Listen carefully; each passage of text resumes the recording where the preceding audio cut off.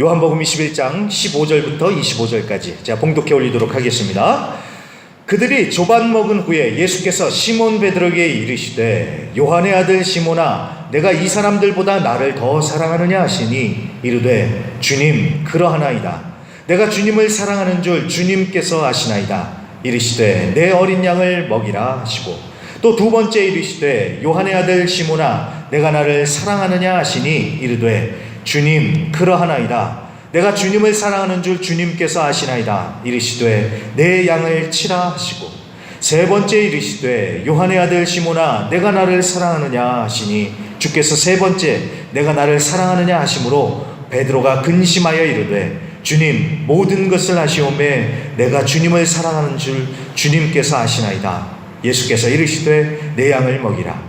내가 진실로 진실로 내게 이르노니 내가 젊어서는 스스로 띠띠고 원하는 곳으로 다녔거니와 늙어서는 내 팔을 벌리리니 남이 내게 띠띠우고 원하지 아니하는 곳으로 데려가리라. 이 말씀을 하심은 베드로가 어떠한 죽음으로 하나님께 영광을 돌릴 것을 가리키심이로라. 이 말씀을 하시고 베드로에게 이르시되 나를 따르라 하시니 베드로가 돌이켜 예수께서 사랑하시는 그 제자가 따르는 것을 보니 그는 만찬석에서 예수의 품에 의지하여 주님을 파는 자가 누구오니까 묻던 자더라. 이에 베드로가 그를 보고 예수께 여짜오되 주님 이 사람은 어떻게 되겠사옵나이까? 예수께서 이르시되 내가 올 때까지 그를 머물게 하고자 할지라도 내게 무슨 상관이냐? 너는 나를 따르라 하시더라. 이 말씀이 형제들에게서 나가서 그 제자는 죽지 아니하겠다 하였으나 예수의 말씀은 그가 죽지 않겠다 하신 것이 아니라 내가 올 때까지 그를 머물게 하고자 할지라도 내게 무슨 상관이냐 하신 것이로라. 이 일들을 증언하고 이 일들을 기록한 제자가 이 사람이라. 우리는 그의 증언을 참된 줄 아노라. 예수께서 행하신 일이 이 외에도 많으니 만일 낱낱이 기록된다면 이 세상이라도 이 기록된 책을 두기에 부족할 줄 아노라. 아멘. 자, 요한복음 34번째 시간, 마지막 시간입니다. 회복을 넘어 사명으로 라는 제목으로 오늘 말씀 증거하겠습니다. 자, 오늘로서 요한복음이 끝이 납니다만 사실상 요한복음의 본론은 지난주 요한복음 20장에서 끝이 납니다.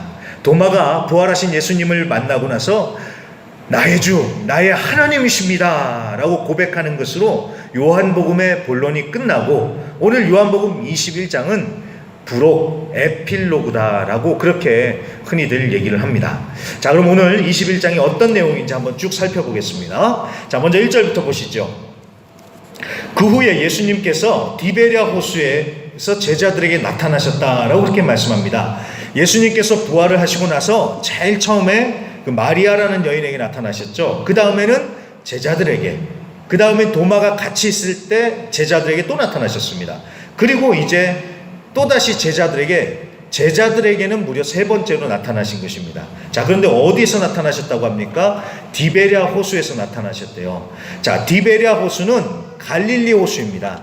갈릴리 호수가 큰데 그 중에 한 부분을 디베랴 호수라고 불렀습니다. 그러니까 지금 이 21장은 예루살렘이 아니라 갈릴리 호수에서 이 모든 상황이 전개가 되고 있는 겁니다. 자, 그런데 2절을 보세요. 이 갈릴리 호수에 베드로를 비롯해서 도합 7명의 제자들이 있었다는 겁니다. 자, 그런 상황 가운데서 3절 베드로가 나는 물고기 잡으러 가겠다라고 이렇게 얘기를 하니까 그 나머지 제자들도 그럼 야 우리도 같이 가자 하면서 다 같이 가더라는 거예요. 자, 이 부분을 보면서 어떤 사람들은 제자들, 특별히 베드로를 보면서 굉장히 폄하하는, 안 좋게 보는 그런 시선이 있습니다. 자, 이 베드로와 일부 제자들은 원래 갈릴리 어부였죠. 그런다가 예수님을 만나고, 자, 예수님의 십자가의 죽음, 그리고 예수님의 부활까지 체험을 했습니다. 자, 그런데 그렇게 생생하게 예수님을 만나고 체험을 했음에도 불구하고, 아니, 어떻게 예수 만나기 전에 어부 생활로 돌아갔느냐. 그걸 이제 못마땅하게 느끼는 거예요. 아니, 예수님 잡히시고 십자가에 돌아가실 때야 뭐 두렵고 뭐 당황스러우니까 그렇다 쳐도 부활하신 예수님 만났으니까 이제는 으쌰으쌰 하면서 복음 전하면서 큰일 해야지. 근데 어떻게 옛날로 돌아가서 고기나 잡고 있냐. 정말 한심하다. 이제 이렇게 보는 사람들이 있는 겁니다. 자, 뭐 맞는 말이죠. 주님을 만났으면, 그래서 은혜를 받았으면 이제 달라져야죠. 이전과 똑같으면 안 되겠죠. 수련회 가서 은혜 받고 왔어요. 그러면 그 다음부터는 달라져야죠. 근데 이전과 똑같아 버리면 얼마나 허무합니까? 뭐 수련회만 그러겠습니까? 오늘 이 주일 예배도 마찬가지입니다. 주일에 와서 찬양하고 기도하고 말씀 듣고 예배 잘 드리고 은혜 받았어요. 그리고 집에 돌아가면 달라져야죠. 그런데 은혜를 받기 전이나 후나 똑같으면은 얼마나 한숨이 나오겠습니까? 자, 베드로도 그런 거예요. 부활하신 예수님을 만나는 놀라운 체험을 했어요. 그러는데 왜 똑같이 이전으로 돌아가냐는 겁니다. 그래서 베드로를 안 좋게 보는 시각이 있는데, 근데 여러분 말씀을 잘 보면요, 이걸 그렇게만 몰아갈 상황은 아닌 것 같아요. 자, 가만 보니까 이 베드로도 그렇고요, 이 거기 있던 제자들의 이 심정이 굉장히 복잡 미묘한 심정이었을 것 같습니다. 자, 일단 이거부터 생각을 해보세요. 자, 뭐 이 제자들이 이전 생활로 돌아갔다, 어떻게 그럴 수가 있냐. 그런데 여러분 잘 보세요. 베드로나 요한은 원래 어부들이었으니까 이 사람들은 뭐 그렇다 쳐도요, 나머지 제자들은 어떠냐는 거예요. 여기 나오는 도마, 나다나엘, 이런 사람들은 어부가 아니었습니다. 그런데도 여기에 있죠. 왜 갔을까요? 뭐 친구 따라 강남 간다고 베드로가 가니까 따라갔다? 뭐 그럴 수도 있겠지만 여러분 이걸 기억해야 됩니다. 자, 이제 여기서 말씀을 한 군데 보세요. 자, 말씀 띄워주세요. 마태복음 26장 31절부터 32절이요. 여기 보면 예수님께서 이렇게 말씀하십니다. 그때에 예수께서 제자들에게 이르시되 오늘 밤 너희가 다 나를 버리리라. 기록된 바 내가 목자를 치리니 양떼가 흩어지리라 하였으나 그러나, 여기가 중요합니다. 그러나 내가 살아난 후에 너희보다 먼저 어디로 가리라? 갈릴리로 가리라. 예수님이 십자가에 죽으시고 부활하셔서 갈릴리로 갈 것이다 라고 말씀을 하시는 거예요. 자, 여기만이 아닙니다. 마태복음 28장 6절 거기도 틀어주십시오. 자, 마태복음 28장 6절 이에 예수께서 이르시되 무서워하지 말라. 가서 내 형제들에게 갈릴리로 가라 하라. 거기서 나를 보리라 하시니라. 아멘. 자, 부활하신 예수님께서 무덤에 찾아온 여인들에게 말씀을 하시는데 뭐라고 말씀하십니까? 가서 형제들에게 얘기해 주라는 거예요. 뭐라고요? 갈릴리로 가라고. 거기서 예수님을 볼 것이다. 이 얘기를 해 주라는 겁니다. 이해되셨죠? 예수님이 십자가에 돌아가시기 전에도 그랬고 돌아가시고 난 다음에 부활하셔서도 똑같이 말씀하셨어요. 갈릴리로 가라. 갈릴리에서 만나자. 내가 갈릴리로 가겠다. 이 말씀을 하셨다라는 겁니다. 자, 그러니까 베드로가 갈릴리로 돌아갔을 때 그때 그 베드로의 마음은 단순히 예수님 따라다니면서 보냈던 그 시간들, 그거 다 꿈이었구나. 허공 속에 묻어야 할 슬픈 옛 이야기 잊어야지. 어디서 많이 들어보신 가사죠? 자, 그렇게 생각을 해서 그래, 다 잊자. 머리도 식히고 그냥 정리 다 하자. 그럴 겸 해서 고향 갈릴리로 돌아간 게 아니라 예수님께서 갈릴리에서 다시 보자 라고 말씀하셨으니까 그래서 갈릴리로 갔다라는 거예요. 물론 베드로의 마음이 100% 확신했던 것은 아니었던 것 같습니다. 예수님이 말씀하셨으니까, 갈릴리에서 보자고 하셨으니까 갈릴리에 가서 예수님 기다리자, 이런 확실한 마음이 있었다면 예수님 기다려야죠. 기도하면서 예수님 기다려야죠. 분명히 예수님 갈릴리로 오신다고 했으니까 막 희망에 차서 기다려야죠. 그런데 물고기나 잡으러 가야지 했던 걸 보면은 이 베드로의 마음이 반반이었던 것 같아요.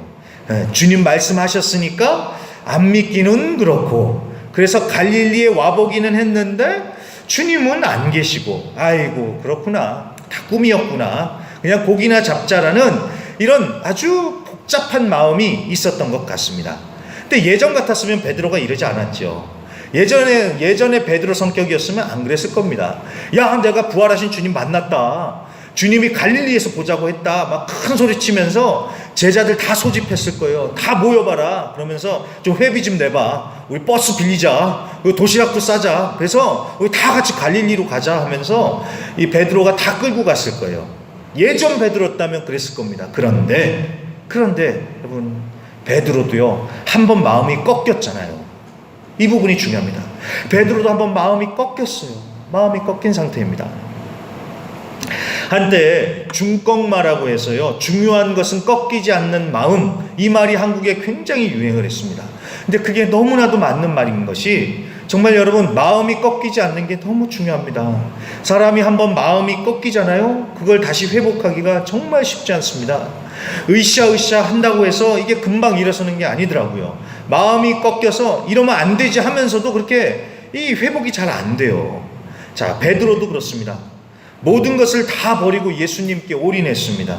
그런데 예수님의 죽음과 함께 모든 게 다 물거품처럼 사라져서 사라지는 그 경험을 했어요. 하나님이래요. 그 하나의 목표만 바라보고 막 죽을 힘을 다해서 달려왔어요. 근데 한순간에 그 줄이 탁 하고 끊어진 겁니다. 자, 그때 느꼈을 상실감, 좌절감, 얼마나 컸겠습니까? 그뿐이겠어요? 베드로는 예수님의 수제자라고 자처를 했었습니다. 그러면서도 예수님을 3번이나 부인했습니다.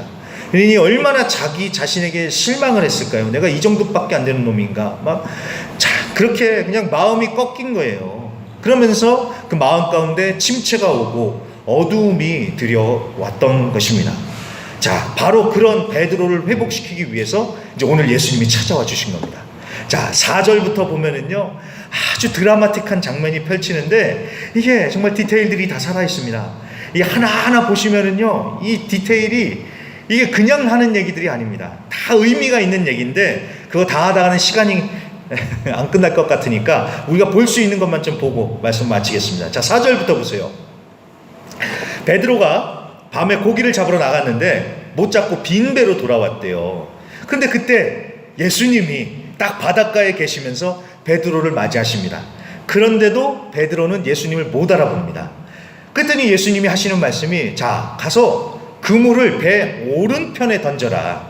오른편에 던지라는 것도 의미가 있습니다. 성경에서 보면은 하나님의 도움이 오른편에서 오거든요. 그런 의미도 있겠지만 아무튼 그 얘기를 듣고 베드로가 정말 배를 다시 띄워서 오른편에 그물을 던졌더니 물고기를 어마어마하게 잡습니다. 그래서 그물을 들 수가 없다고 하는데, 여러분 잘 보세요. 이거 어디서 본 장면 아니냐는 거예요. 익숙한 장면 아닙니까? 어디서 그랬을까요? 베드로가 처음 예수님을 만났을 때 그때와 똑같죠. 그 장면이 그대로 재현이 되고 있습니다. 자, 그 다음에 7절. 이런 일이 벌어지고 나서 7절에 예수께서 사랑하시는 그 제자 요한이라고 했습니다. 요한이 예수님을 인제서야 알아보는 거예요. 그러면서 주님이시다 라고 하니까 베드로가 작업하느라고 옷을 훌러덩 벗고 있다가 주님이다 그러니까 옷을 다시 주워 입고 곧바로 물로 뛰어 들어갔다고 합니다. 예수님이라고 하니까 얼마나 깜짝 놀랐겠어요. 그래서 예수님 저기 계시는데 보려고 앞뒤 안 가리고 물속으로 뛰어들어서 막 헤엄쳐서 가는 겁니다. 자, 이걸 보면은 베드로답지요. 불같은 성격, 앞뒤 안 가리고 뛰어드는 거는 진짜 베드로의 모습입니다. 자, 그렇게 해서 육지로 가는데 8절에 보시면은요, 그 거리가 한 50칸쯤 된다고 합니다. 50칸이요.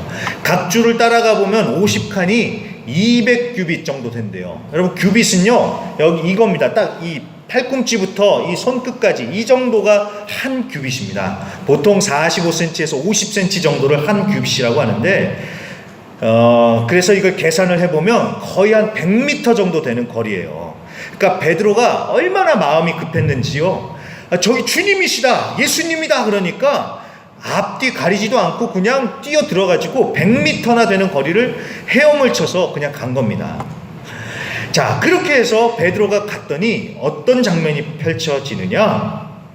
9절입니다. 육지에 올라와 보니 숯불이 있는데 그 위에 생선이 놓였고 떡도 있더래요. 자, 베드로가 딱 왔더니 육지에 숯불이 피워져 있고요, 음식들도 있고, 그러더니만 예수님이, 야, 밥부터 먹자, 우리 밥 한 끼 하자, 이렇게 말씀을 하시면서 밥을 먹자고 하시는 거예요.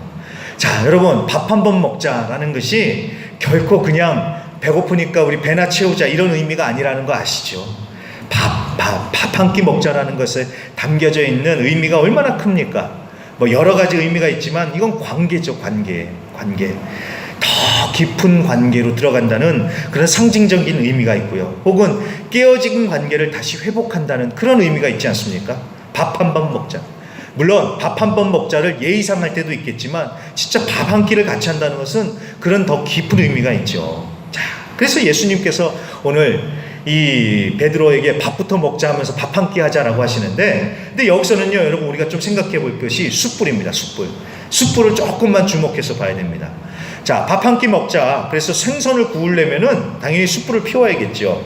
자, 불을 피우는 것은 당연한데, 여러분 한번 베드로 입장에서 한번 생각을 해보세요. 아, 주님이 오셨다. 예수님 보겠다고 막 허겁지겁 100m를 수영을 해서 왔어요. 근데 딱 왔더니 예수님이 계시고 그 옆에 숯불이 피워져 있는 거예요. 그 순간 베드로의 머릿속에서 무슨 생각이 스쳐 지나갔을까요? 자, 요한복음 18장에 보면은요, 예수님께서 잡혀 끌려가실 적에 베드로가 멀찍이 따라갑니다. 그러다가 날씨가 추워가지고 사람들이 불을 피워가지고 거기 이렇게 불 곁에서 이렇게 쬐는 장면이 나옵니다. 자, 그때 베드로도 그 사람들 사이에 같이 껴서 불을 쬐지요. 그러다가 그 자리에서 베드로가 예수님을 3번을 부인합니다.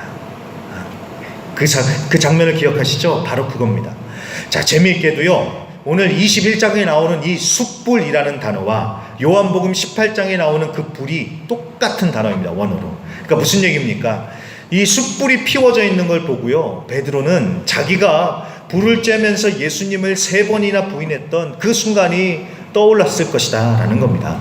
자, 우리도 그렇지 않습니까? 어떤 물건을 보거나 아니면 어떤 장소에 갔을 때 내가 예전에 저질렀던 실수 혹은 흑역사가 떠올라가지고 갑자기 막 얼굴이 빨개지고 당황하는 그런 경우 있지 않습니까?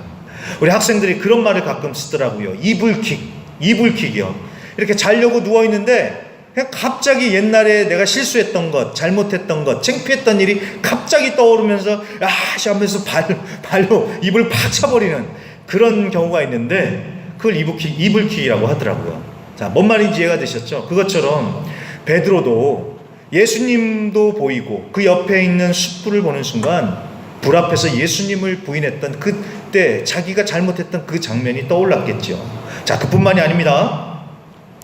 오늘 우리가 읽었던 15절부터 보시면은요, 그 유명한 예수님께서 베드로에게 네가 나를 사랑하느냐라고 3번 물어보시는 장면이 나옵니다. 왜 3번 물어보실까요? 베드로가 예수님을 3번 부인하지 않았습니까? 그리고 여러분 15절을 잘 보세요. 예수님이 베드로에게 뭐라고 물어보십니까? 15절, 요한의 아들 시몬아, 내가 이 사람들보다 나를 더 사랑하느냐? 이렇게 물어보십니다. 자, 이게 그냥 보면 아무것도 아닌 것 같은데요, 베드로가 이 말을 들었을 때 여러분, 베드로는요 막 쥐구멍이라도 들어가서 숨고 싶었을 것입니다. 왜 그러냐면은 이건 베드로가 자기가 하던 말이었거든요. 자, 여러분, 베드로가 얼마나 큰 소리치기 좋아합니까? 그런데 이 베드로가 참 안 좋은 습관이 있어요. 그게 뭐냐면 뭐 큰 소리 치는 건 뭐 그렇다 치더라도 그걸 꼭 다른 사람들하고 비교를 해서 자신을 드러내요. 이런 식입니다. 주님, 다른 사람은 다 떠나도 나는 절대 안 떠나겠습니다. 이런 식으로 베드로가 큰 소리를 쳐요. 아니, 그냥 주님, 나는 주님을 안 떠나겠습니다, 이러면 되잖아요. 근데 그걸 꼭 굳이 다른 사람들하고 비교를 해요. 그러면서 자신을 과시하고 드러내요. 자, 그러다가 예수님을 3번이나 부인하고 버렸죠. 자, 네가 이 사람들보다 나를 더 사랑하느냐? 베드로가 그랬잖아요. 주님, 다른 사람들은 안 사랑해, 다른 주님을 사랑하겠습니다. 자, 자기가 이렇게 큰 소리 떵떵 쳤던 게 다 떠올랐겠죠. 그러니 베드로가 그런 생각이 들면서 얼마나 얼굴이 화끈거렸겠습니까? 그런데 그걸 예수님은 한 번만 물어보시는 것도 아니고 3번이나 물어보십니다. 자, 그래서 어떻게 보면은 예수님 참 잔인하시다, 그런 생각이 드는데, 근데 잔인하신 게 아니라요, 여러분, 이게 바로 예수님께서 베드로를 회복시키시는 방법인 겁니다. 사람이 회복을 하려면요, 과거의 실수나 상처를 대면해야 됩니다. 이걸 그냥 덮어놓고 꽁꽁 싸매놓고 그냥 묵혀둔다고 해서 되는 게 아니라 그것을 대면을 해야 돼요. 그래야지 회복이 됩니다. 바로 그겁니다. 예수님도 베드로에게 그렇게 자신의 그 과거와 대면하게 하시는 겁니다. 그렇다고 해서 예수님이 뭐 뒤끝이 있으셔가지고요, 야, 너 숯불 보니까 뭔 생각나냐? 너 불 쬐면서 나 3번이나 부인했지? 그래, 잘하는 짓이다. 절대로 배신 안 한다고 하더니만 꼴 좋다. 뭐 예수님이 막 실수한 거 다 들춰내가지고 하나하나 꼬치꼬치 막 말로 후벼파면서 예수님은 이렇게 꼰대 아니시죠? 이거 아니에요. 예수님도 얼마나 할 말이 많으셨겠어요. 그지만 예수님은 철저하게 말을 절제하십니다. 밥 먹자라고 하시고는 정말 밥만 드세요. 그리고 베드로의 예전 이름이었던 시몬아라고 이렇게 따스하게 이렇게 한번 불러주시고요. 그리고는 다른 말 안 하시죠. 네가 나를 사랑하니? 라고 아주 정감 있게 물어봐 주세요. 이거 정말 중요한 것 같습니다. 막 화난다고 내가 너를 어떻게 해서든 고쳐먹겠다 하면서 막 뭐라고 쏘아대고 잘못한 거 들춰내고 아니에요. 악한 겁니다. 그런 면에서는 우리가 예수님을 배워야겠죠. 자, 아무튼 그런 식으로 예수님께서 하시니까 베드로가 이제 마음이 열리는 거예요. 분노, 좌절, 낙심, 두려움, 그리고 예수님께 너무나 죄송하잖아요. 예수님께 너무 미안하잖아요. 그러면서 꾹꾹 눌러놨던 그 감정들이 터지면서 드디어 베드로가 회복이 되고 있는 것입니다. 자, 이런 회복의 역사가 우리 모두에게도 일어나기를 정말로 간절히 기도합니다. 우리가 사람들에게는 열지 못하는 마음, 상처, 실수, 트라우마, 아무튼 그 모든 것들 정말 예수님께는 활짝 열고 주님의 만져주심을 통해서 회복되는 역사가 일어나기를 정말로 간절히 기도합니다. 자, 그런데 여러분, 그게 끝이 아니죠. 예수님은 이렇게 회복을 시켜주시면서요, 동시에 내 양을 치라 라는 사명도 주십니다.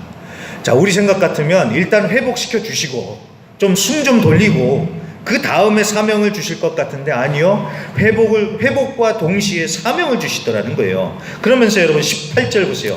18절에 젊어서는 스스로 네가 띠띠고 원하는 곳으로 다니겠지만 늙어서는 내 팔을 벌릴 것이다. 자, 팔을 이렇게 벌린다는 게 무슨 뜻일까요? 십자가에 죽을 거다라는 얘기죠. 그래서 실제로 전승에 의하면 베드로는 십자가에 매달려 죽는데 나의 주님, 어떻게 내가 예수님처럼 똑바로 십자가에 매달려 죽겠냐고, 난 그럴 수 없다고 하면서 거꾸로 십자가에 매달려서 순교했다고 합니다.